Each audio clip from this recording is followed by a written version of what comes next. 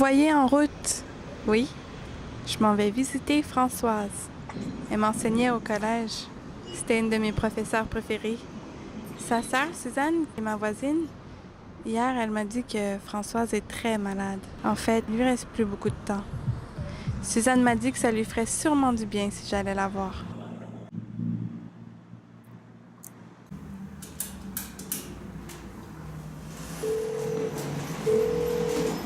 Oui, bonjour. Oui, bonjour, c'est Judith. Je suis aimante Madame Françoise. Oui. Bonjour. Bonjour. Alors, oui, Françoise m'a appelé pour me dire que vous veniez la visiter cet après-midi. Mais soyez la bienvenue. Merci. Merci, elle vous attend. Bien. Alors, voilà. Alors, regarde, je vais vous laisser jaser toutes les deux ensemble parce que j'ai une commission à aller faire à la pharmacie. Alors, profitez-en bien. Puis, bonne rencontre. À plus tard. Au revoir. Bonjour Françoise, c'est Judith. Tu te souviens peut-être pas de moi, ça fait longtemps. Je me souviens très bien de toi, mais peut-être que toi, tu ne me reconnais pas. Non, J'ai tellement maigri. Et vieilli aussi, certain. Ça fait des mois que je n'ose plus me regarder dans un miroir. Non, je me souviens très bien de toi. Ton sourire radieux, ton visage enthousiaste. Comment je pourrais oublier ça?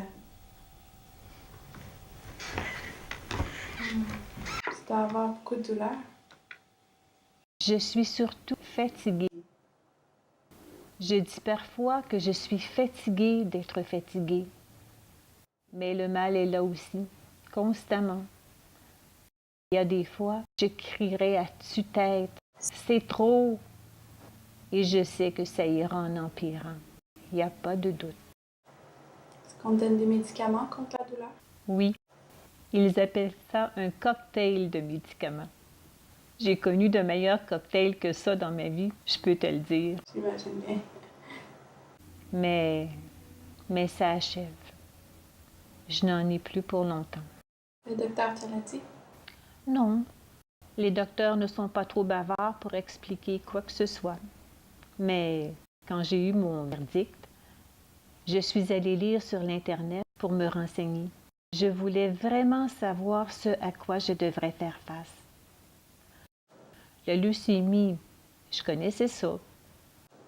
La leucémie en théorie, mais maintenant, c'est une autre histoire. Et dans mon cas, c'est la leucémie galopante. Elle n'en avait pas entendu parler. Maintenant, on a fait connaissance et on est très proches, si je peux m'exprimer ainsi. J'imagine qu'il y a des choses que tu as apprises sur l'Internet que tu aurais préféré pas connaître. Oui et non. De nature, je suis une personne qui aime connaître les situations. J'ai trouvé ce que je cherchais à savoir. Ça a dû te donner un choc. Oui, tout un. Au début, je n'arrivais pas à y croire. Je n'avais pas encore perdu trop de force. Il me semblait que je disais quelque chose au sujet de quelqu'un d'autre. Quand j'ai fermé l'ordi, ce soir-là, j'ai essayé de penser à quelqu'un qui est atteint d'une leucémie. Je me suis souvenue d'une ancienne voisine. Je l'ai revue dans mon esprit. Tout à coup, j'ai dit à voix haute, « Elle est morte maintenant. » Et c'est là que... Oui, c'est là que ça m'a frappé en plein front. Je devrais dire en plein cœur.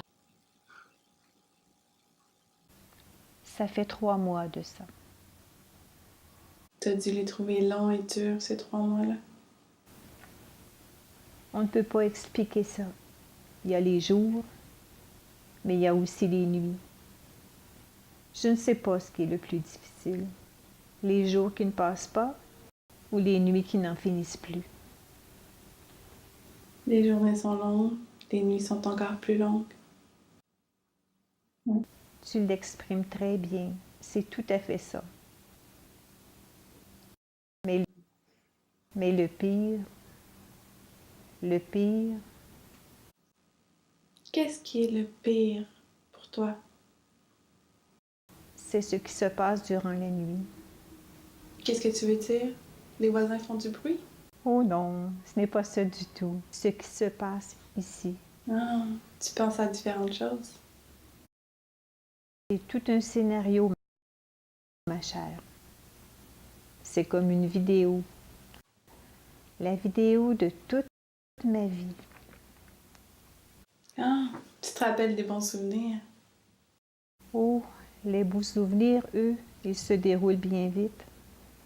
Parfois à toute vitesse. Mais ce qui dure longtemps, ce qui dure le plus longtemps, ce sont les autres choses, comme Comme quoi?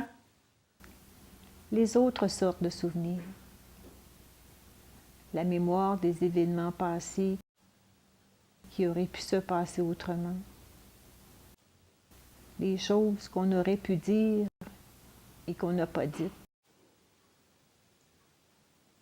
L'aide qu'on aurait pu apporter à quelqu'un, on ne l'a pas fait. Ce qu'on aurait pu donner ou partager. Et on s'est enfermé dans son petit moi qu'on pensait bien important. Ça, c'est un côté de la médaille, pour ainsi dire. Puis, il y a l'autre côté. L'autre côté? Oui, les paroles dures qu'on a prononcées et qui ont blessé des gens. Les raconteurs sur celui-ci ou celle-là. Pas toujours vrai, évidemment. Les injustices qu'on camouflait habilement. On sait si bien abriller les choses quand on ne veut pas admettre qu'on a tort. Mais ta vidéo, doit aussi y avoir une autre section. Tout ce que tu as fait de bon et de bien, ça fait aussi partie de ta vie. Oui, il y a ça aussi, mais ça ne retient pas vraiment mon attention. Mais c'est peut-être ce qui retient l'attention de Dieu. Tu crois? Moi, j'ai bien de la difficulté à y croire. Mis ensemble dans une balance, je pense que le négatif est bien plus lourd que le positif. Peut-être que tu essaies de prendre la place de Dieu. Qu'est-ce que tu veux dire en parlant comme ça? Ben, la façon dont tu regardes ta vie passée, tu le fais un peu comme un juge. Mais c'est ce qu'on nous a appris. À la fin de notre vie, Dieu va nous juger. Oui, mais je pense que la façon dont Dieu juge les situations, dont il nous juge nous ses enfants, bien différente de la manière dont nous nous jugeons nous-mêmes. Ah oui. Oui, c'est que Dieu, c'est un juge plein de miséricorde, alors que nous, les humains en général, on n'est pas experts en miséricorde. Je suppose que tu as raison.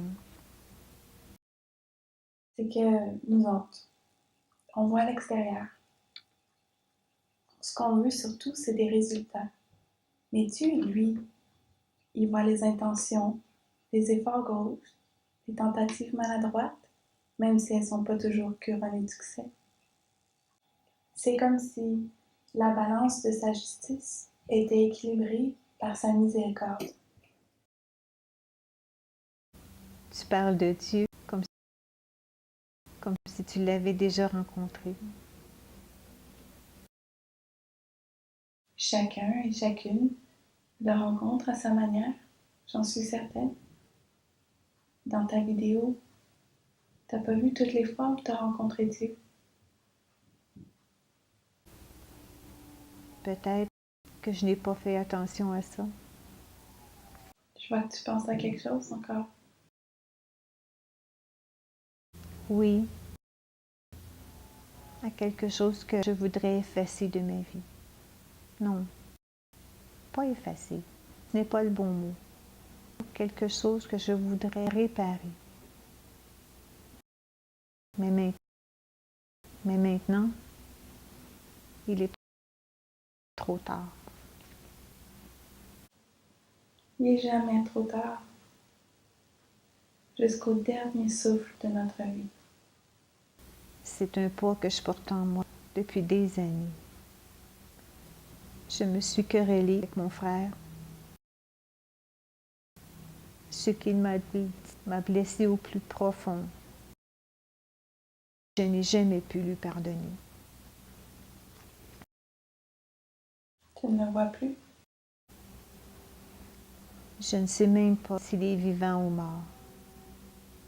Quelqu'un de la famille m'a dit qu'après notre querelle, la semaine suivante, il est parti aux États-Unis. On ne l'a jamais revu. Tu regrettes de ne pas pouvoir lui parler? De ne pas pouvoir lui pardonner?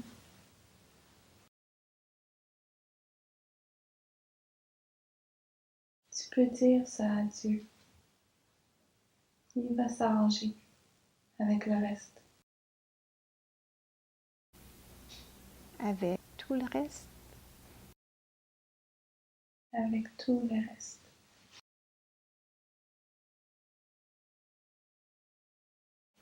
Avec tout le reste.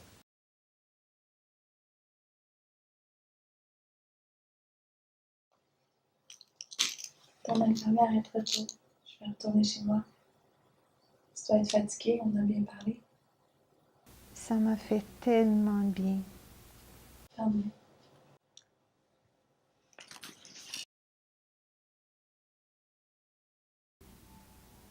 Si je suis encore ici la semaine prochaine, pourrais-tu revenir me parler encore de la balance de Dieu?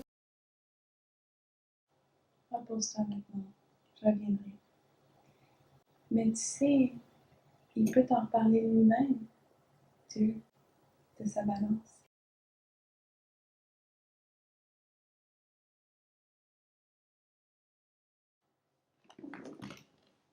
Alors, je pense que tu lui as fait du bien. Alors, je vais aller continuer. Il peut t'en reparler lui-même, Dieu, de sa balance.